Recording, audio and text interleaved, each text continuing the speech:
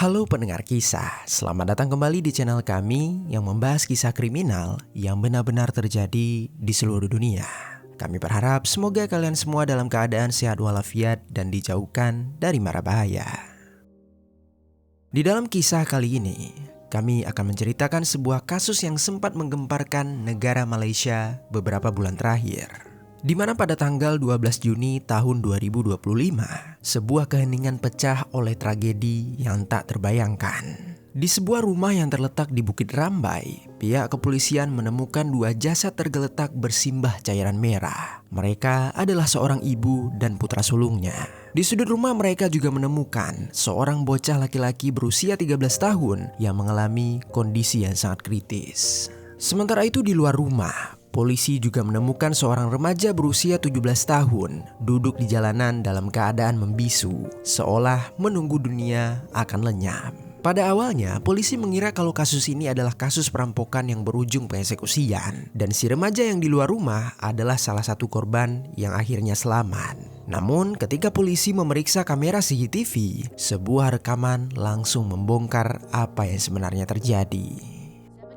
Suspect is believed to have fatally stabbed his mother in the neck, waist, and back using... Bagaimana cerita selengkapnya tentang kasus ini? Jadi, beginilah kisah di baliknya. Di kawasan Bukit Rambai yang terletak di Melaka Tengah, negara Malaysia, tinggallah seorang wanita bernama Fernita Bun Chiu Yan berusia 51 tahun. Fernita telah memiliki seorang suami yang bernama Lim Kiat Leong dan mereka sudah dikaruniai 3 orang anak yang semuanya laki-laki. Putra pertamanya bernama Jarek Lim Bun Kai berusia 21 tahun. Putra keduanya bernama Lim Bun Tau berusia 17 tahun. Dan putra ketiganya tidak diketahui siapa namanya. Namun di cerita kali ini kita akan menyebutnya dengan si bungsu dan dia masih berusia 13 tahun. Di usianya yang tak lagi muda, Fernita masih bekerja untuk membantu suaminya mencari nafkah. Dia berprofesi sebagai guru di sebuah sekolah lokal untuk anak-anak keturunan Tionghoa Malaysia. Fernita bukan sekedar baik dalam pekerjaannya, dia dihormati, dicintai, bahkan dikagumi oleh banyak muridnya. Dia sering meluangkan waktu lebih untuk siswa yang masih kesulitan belajar. Dia terkadang juga memberi hadiah kecil kepada anak-anak yang rajin yang mengalami perkembangan. Fernita percaya setiap anak memiliki potensi untuk bersinar, dan dia akan melakukan segala yang dia mampu untuk membantu mereka mencapainya.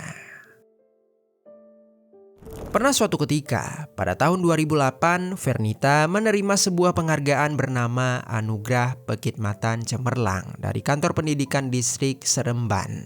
Penghargaan ini merupakan sebuah bentuk apresiasi atas dedikasi, semangat, dan dampak positif yang telah Fernita bagikan ke dunia pendidikan. Kemudian di samping itu, sebagai seorang ibu, Fernita sangat mencintai ketiga putranya. Dari pandangan orang lain, keluarga mereka tampak dipenuhi kebahagiaan dan cinta. Rumah mereka yang luas selalu diisi dengan kehangatan. Mereka sering tertawa saat sedang makan bersama, mereka sering pergi berliburan, dan terdapat banyak foto yang terpajang di dinding rumah mereka. Kestabilan di dalam keluarga itu ada di suami Fernita, yaitu Lim Kiat Leong. Bagi Fernita, Lim bukan hanya seorang pasangan, tetapi juga dia selalu menjadi support system yang selalu ada di sisinya. Saat Fernita menghadapi hari yang berat di sekolah, Lim adalah orang pertama yang akan dia ceritakan. Saat Fernita membawa pekerjaan rumah seperti menilai ujian murid, Lim pasti akan menemaninya. Namun sangat disayangkan, semua kebahagiaan itu tiba-tiba saja berubah pada tanggal 6 Januari tahun 2025. Di mana di hari itu, Lim Kiat Leong secara mendadak meninggal dunia di usianya yang ke-54 tahun. Seluruh keluarga berduka, segalanya berubah terkhususnya untuk Fernita. Bagi Fernita, dia tidak hanya kehilangan suami, tapi dia juga kehilangan sebuah tempat berbagi beban untuk dirinya. Saat itu, semua tanggung jawab keluarga ada di pundaknya seorang diri. Meski sedang berkabung, Fernita tetap harus kembali bekerja. Dan setiap kali dia memandang murid-muridnya, dia pasti teringat pada anak-anaknya sendiri. Dia terkadang berpikir bagaimana masa depan anak-anaknya jika dia yang hanya tersisa. Sejak hari itu, tekanan pun mulai menumpuk. Meski berat, dia tetap harus berjalan. Secara perlahan, rasa duka berubah menjadi rasa bersalah, frustasi, dan akhirnya muncullah sikap mengontrol. Fernita mulai mendorong anak-anaknya untuk belajar lebih keras dari sebelumnya. Baginya tidak ada lagi waktu untuk bermain dan tidak ada lagi alasan untuk bermalas-malasan. Dia menekankan kalau semua putranya harus berhasil. Semua hal itu sebenarnya dilandasi oleh cinta. Namun bagi putra-putranya mungkin hal tersebut tidak selalu terasa demikian. Jarek sebagai anak sulung tidak pernah mengeluh dengan tuntutan ibunya. Dia selalu menjawabnya dengan senyum. Jarek adalah sosok yang tenang, penuh perhatian, dan dia rela melakukan apa saja untuk membuat ibunya bangga. Pada sebuah perayaan Hari Ibu, Jarek pernah membuat sebuah video persembahan sederhana untuk Fernita. Fernita menangis terharu, dia melihat hal tersebut sebagai kasih sayang yang penuh dengan makna. Meskipun suaminya sudah tiada, dia tidak benar-benar sendirian. Dia percaya ketiga putranya akan selalu ada untuknya. Namun di samping itu, ada sesuatu hal yang tak disadari oleh Fernita, yaitu tidak semua anak akan menghadapi sebuah tekanan dari ibunya dengan cara yang sama. Tahu sebagai anak tengah agak berbeda dengan kakaknya. Dalam banyak keluarga, anak tengah sering dijuluki sebagai anak yang terlupakan. Dia terjepit di antara tanggung jawab anak sulung dan juga kepolosan anak bungsu. Namun di keluarganya, Tahu bukanlah anak yang diabaikan. Dia sangat disayangi dan bahkan sering dimanja oleh orang tuanya. Ibunya kerap kali memasakkan makanan kesukaannya dan menuruti permintaannya. Namun bersamaan dengan kasih sayang itu, timbullah sebuah ekspektasi. Ekspektasi yang berat yang tidak selalu diucapkan, tetapi terasa menekan. Bagi Jarek sebagai anak sulung, tuntutan ibunya adalah sebuah tantangan dan dia melihatnya sebagai jalan untuk membuat ibunya bangga. Tetapi bagi Tahu, tuntutan itu adalah sebuah tembok tinggi yang makin lama makin kokoh hingga membuat dirinya merasa terperangkap. Sama seperti kakaknya, Tahu juga dituntut untuk memberikan yang terbaik, yang mana itu tidak sekedar nilai bagus, tetapi juga hasil maksimal dalam setiap mata pelajaran, setiap ujian, dan bahkan setiap semester. Dia harus melampaui batas dirinya sendiri, dan tidak ada kata cukup. Bagi ibunya, hal itu bukanlah kekejaman. Baginya itu adalah persiapan. Dia percaya masa depan seorang anak ditentukan di bangku sekolah menengah atas, dan dia ingin memastikan kalau Tahu memiliki masa depan secerah mungkin. Secara objektif, Tahu bukanlah siswa yang buruk. Dia memang dikenal pendiam, namun ketika orang menyapanya, dia pasti akan tersenyum. Nilai-nilainya pun tidak jelek, bahkan ada yang menganggap kalau nilainya cukup mengesankan. Tetapi bagi ibunya, hal itu masih belum cukup. Setiap pulang sekolah, Tahu harus kembali belajar, padahal teman-temannya yang lain bisa bersantai atau bermain. Pada akhirnya Tahu pun mencoba. Dia belajar dan berusaha. Dia mendorong dirinya. Namun tidak semua orang bisa menanggung tekanan dalam diam. Tahu punya mimpinya sendiri. Tapi mimpi itu tidak sejalan dengan peta yang digambarkan oleh ibunya. Ketika dia mencoba menjelaskan perasaannya, seperti berbicara tentang tekanan, stres, dan kondisi mentalnya, ibunya malah memarahinya. Dia dianggap lemah dan disuruh untuk kembali fokus. Kemudian karena merasa tidak dimengerti, Tahu mencari tempat lain untuk berbagi cerita, yaitu Jarek kakaknya. Namun percakapan itu pun tidak berjalan sesuai harapannya. Alih-alih menjadi penengah, Jarek malah menyuruhnya untuk tetap mendengarkan ibunya, agar dia belajar lebih keras. Di momen itu, Tahu pun merasa benar-benar sendirian. Lalu akhirnya, titik balik pun terjadi ketika menjelang Ujian Besar Nasional Malaysia atau yang biasa disebut dengan SPM. SPM ini merupakan syarat bagi pelajar di Malaysia untuk melanjutkan pendidikan ke jenjang perkuliahan. Pada periode tersebut, Tahu semakin merasa tertekan dengan tuntutan ibunya. Ibunya berulang kali memintanya belajar dan menargetkan nilai yang tinggi. Hingga akhirnya pada tanggal 11 Juni tahun 2025, tepatnya di malam hari, terjadilah pertengkaran serius di antara Fernita dan juga Tahu. Pertengkaran itu bukan sekedar adu mulut biasa, melainkan perdebatan besar yang meninggalkan luka emosional. Untuk pertama kalinya, Tahu benar-benar berusaha mengatakan perasaannya. Dia mengungkapkan kalau dia punya cara dia sendiri untuk meraih masa depannya. Dia tidak bisa terus-menerus menjalani kehidupan dengan cara yang ibunya tentukan. Setelah itu bukannya ada jalan keluar atau pemahaman, situasi justru semakin memanas. Menurut salah seorang saksi, Fernita ketika itu marah besar dan mengusir Tahu keluar dari rumahnya di malam itu juga. Dia membiarkan Tahu sendirian di luar tanpa tujuan, tanpa tempat untuk pergi. Dan saat itulah Tahu mengambil sebuah keputusan yang akan mengubah segalanya. Di dalam pikirannya hanya ada satu cara untuk mengakhiri segala tekanan dalam dirinya, yaitu menghilangkan sumber tekanan itu. Beberapa hari sebelum pertengkaran besar itu terjadi, ternyata Tao telah membeli sebuah pisau lipat berukuran 20 cm. Tidak diketahui untuk apa dia membeli pisau tersebut, namun yang jelas dia segera akan menggunakannya.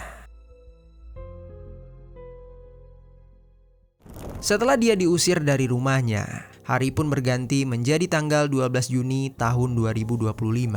Pada sekitar jam 5 pagi, Tao kembali ke rumahnya dengan cara menyelinap masuk secara diam-diam. Di dalam rumah suasana masih gelap dan sunyi, dan tepat di ruang tamu, Tao melihat ibunya tertidur lelap di atas sofa. Dia melihat wajah ibunya yang tenang dan damai, yang mana hal tersebut seolah berbeda dengan ekspresi marah yang selama ini membekas di kepalanya.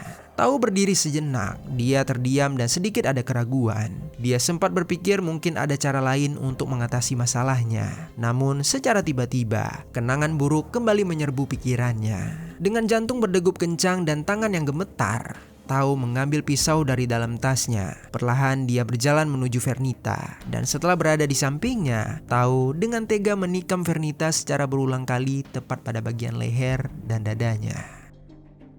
Mendapatkan serangan itu, Vernita tersentak. Dia kemudian berteriak, namun teriakannya tak lama karena luka di tubuhnya semakin membuatnya lemas. Dalam beberapa menit, Vernita pun tewas setelah dia mendapatkan beberapa tikaman yang cukup fatal. Teriakan Vernita tak cukup keras untuk membangunkan tetangga, namun di dalam rumahnya, suara itu bergema. Jarek yang sedang tidur di kamarnya seketika terbangun. Dalam setengah sadar dia keluar untuk memeriksa. Dan saat sampai di ruang tamu, Jarek melihat Tao berlumuran cairan merah dan sedang menindih Vernita dengan pisau di tangannya. Beberapa detik Jarek terpaku. Dia mencoba memahami apa yang terjadi. Namun tak sempat dia berteriak atau kabur, Tao langsung berbalik dan menyerang dirinya juga. Jarek berusaha melawan. Dia mencoba bertahan. Namun serangan itu terlalu cepat dan brutal. Tikaman demi tikaman menghantam dada, punggung, dan juga leher Jarek. Tikaman itu tak terhitung. Sampai akhirnya Jarek pun roboh di ruang tamu yang sama, tepat di sisi ibunya. Jarek tewas tanpa pernah tahu mengapa semua hal ini bisa terjadi.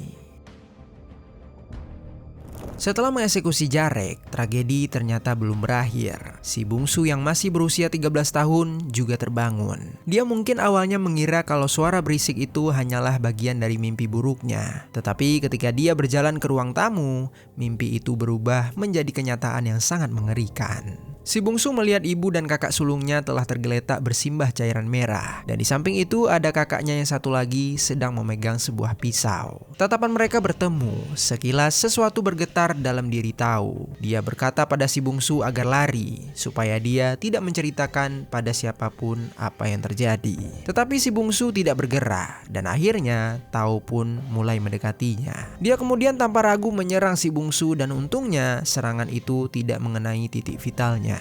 Mendapati serangan itu, si bungsu pun menghindar dengan cara berlari menuju pintu keluar. Namun belum sempat dia keluar, si bungsu akhirnya jatuh pingsan karena luka yang dialaminya cukup parah dan membuat tubuhnya menjadi lemas. Di samping itu, Tao yang melihat si bungsu terjatuh langsung menganggap kalau dia telah meregang nyawa. Kejadian mengerikan ini berlangsung begitu cepat. Sunyi kembali menyelimuti rumah. 3 tubuh tergeletak, 1 pisau berlumuran cairan merah, dan ketenangan palsu perlahan mulai menyergap. Untuk pertama kalinya, di pagi itu Tao menarik napas panjangnya. Dia menatap suasana ruang tamu dan seketika segala kenangan baik menyerbu kembali pikirannya. Seperti makan malam keluarga, tawa, pekerjaan rumah yang dikerjakan bersama, dan juga sebuah video tentang hari ibu. Semua itu masih terpatri di dinding rumah yang sama. Namun semua itu sudah hilang dan tak akan ada lagi cara untuk mengembalikannya. Setelah semuanya selesai, Tao dengan cepat membersihkan pisau dan memasukkannya ke dalam tas sekolahnya. Dia juga melepaskan pakaian yang berlumuran cairan merah dan membuangnya ke semak-semak dekat rumahnya. Lalu beberapa saat kemudian Tao menelpon temannya untuk mengatakan kalau rumahnya dirampok dan seluruh anggota keluarganya telah dieksekusi. Dengan cepat temannya tersebut langsung menghubungi pihak kepolisian untuk datang ke daerah Bukit Rambai tersebut. Singkat cerita, pada jam 6 pagi pihak kepolisian pun sampai di rumah keluarga Vernita. Setibanya mereka di sana, mereka langsung melihat Tao yang terduduk sendirian di jalanan tepat di depan rumahnya. Tatapan Tao saat itu kosong, dia tidak bergerak sama sekali. Pihak kepolisian membagi tugas. Sebagian mendekati remaja itu untuk mencoba menanyakan apa yang terjadi. Suaranya tenang, dia tidak panik, bahkan dia tidak menunjukkan kesedihan. Dia mengatakan kalau semalaman dia berada di luar rumah dan pagi itu dia baru saja kembali untuk menjemput adiknya untuk diantarkan ke sekolah. Dan saat itulah dia mengaku kalau dia menemukan seluruh keluarganya meninggal dunia dengan cara yang sangat mengenaskan. Lalu sementara itu, petugas lain mencoba masuk ke dalam rumah. Di dekat pintu, mereka menemukan si bungsu yang masih bernafas dengan tubuh berlumuran cairan merah. Mereka pun segera memanggil ambulan dan membawanya ke rumah sakit dalam kondisi yang sangat kritis. Lalu kemudian mereka melangkah maju menuju ke arah ruang tamu. Dan disitulah mereka menemukan tubuh Vernita dan juga Jareng. Keduanya telah tewas di tempat dengan luka-luka tikaman. Matanya masih terbuka seolah mereka wafat dalam keadaan ketakutan yang belum sempat terucap. Awalnya petugas menduga peristiwa ini sebagai kasus perampokan yang berujung tragis, sesuai dengan pengakuan si remaja. Namun semakin polisi menyusuri rumah, semakin jelas ada sesuatu yang janggal. Tidak ada tanda-tanda pembobolan pintu dan tidak ada satupun barang yang hilang dicuri. Dan akhirnya kecurigaan pun mulai menguat. Dengan cepat polisi memeriksa rekaman CCTV rumah dan saat itulah kamera menangkap sosok yang tak terbantahkan. Remaja yang duduk di luar rumah adalah pelakunya. Dia terekam secara jelas mengeksekusi seluruh keluarganya. Polisi tidak lagi menganggapnya sebagai korban. Dengan tenang mereka membawanya ke kantor untuk dilakukan proses interogasi. Di ruang pemeriksaan, pertanyaan demi pertanyaan dilontarkan. Tidak butuh waktu lama, akhirnya Tao pun mengaku. Dia menceritakan segalanya, mulai dari tekanan yang dia rasakan, teguran yang tak pernah berhenti, dan tuntutan yang mustahil untuk dipenuhi. Apa yang dianggap ibunya sebagai dorongan, bagi Tao itu terasa seperti belenggu yang sangat mencekik. Tao sebenarnya tidak menyalahkan ibunya secara langsung, namun ungkapan-ungkapannya melukiskan gambaran yang jelas. Seorang remaja menanggung beban emosional sendirian, dan ketika dia mencapai batas, satu-satunya jalan keluar yang dia lihat adalah menghentikannya dengan cara yang paling ekstrim. Tao akhirnya ditahan dan didakwa dengan 2 tuduhan pengeksekusian berencana, berdasarkan pasal 302 Kitab Undang-Undang Hukum Pidana Malaysia. Pasal ini mencakup pengeksekusian dengan niat yang dalam hukum Malaysia dapat berujung pada hukuman yang sangat berat. Proses hukum sampai saat ini masih berlangsung. Akan ada serangkaian persidangan, pemeriksaan, dan evaluasi sebelum vonis akhirnya dijatuhkan. Pihak berwenang juga tidak menutup kemungkinan bahwa ada faktor kesehatan mental berperan dalam kasus ini. Jika terbukti, hal itu bisa mempengaruhi hasil akhir nantinya. Lalu sementara itu, sekolah tempat Vernita mengajar mengadakan acara peringatan sehari setelah berita ini mencuat. Guru-guru dan para murid berkumpul mengenang Vernita sebagai seorang pendidik yang penuh dedikasi, disiplin, dan sangat peduli terhadap perkembangan anak-anak didiknya. Kemudian ketika berita ini tersebar ke media, masyarakat Malaysia benar-benar terguncang. Bukan hanya karena cara mengeksekusinya, tetapi juga karena kesedihan yang menyelimutinya. Dari luar, keluarga ini tampak biasa, penuh cinta sama seperti keluarga lainnya. Bahkan ada sebuah postingan lama dari Vernita di halaman Facebooknya. Salah satu postingan itu berisi tulisan penuh kasih untuk anak-anaknya yang berbunyi kurang lebih seperti ini. Jika suatu hari nanti ayah dan ibu tidak lagi ada di dunia ini, tolong teruslah saling menyayangi. Kemudian muncullah pertanyaan-pertanyaan sulit yang mulai bergema di ruang publik, yaitu bagaimana mungkin seorang ibu yang penuh kasih, seorang guru teladan yang hidupnya didedikasikan untuk mendukung murid-muridnya, justru menjadi korban dari anaknya sendiri. Kemudian juga ada pertanyaan, bagaimana seorang anak yang dikenal pendiam, sopan, dan patuh bisa berubah menjadi pelaku pengeksekusian keji terhadap orang-orang yang selama ini mencintai dirinya. Di forum-forum daring, diskusi berkembang luas. Sebagian orang menunjuk simpati kepada Tao. Mereka menyoroti kenyataan bahwa dalam banyak keluarga Asia, terutama dalam lingkungan pendidikan yang sangat kompetitif, tekanan adalah hal yang konstan. Harapan besar seringkali menghancurkan jiwa sang anak, apalagi jika dia terjepit di antara kakaknya yang sempurna dan adiknya yang masih polos. Pada akhirnya, tragedi ini bukan hanya tentang satu keluarga, tetapi juga tentang kita semua. Bagaimana kita semua dapat memahami tekanan, ekspektasi, dan kebutuhan emosional dari seorang manusia. Untuk para korban, mari sama-sama kita doakan semoga mereka diberikan ketenangan dan kedamaian di alam selanjutnya. Dan untuk kita semua para pendengar kisah, semoga dalam kisah kali ini ada pelajaran baik yang dapat kita ambil.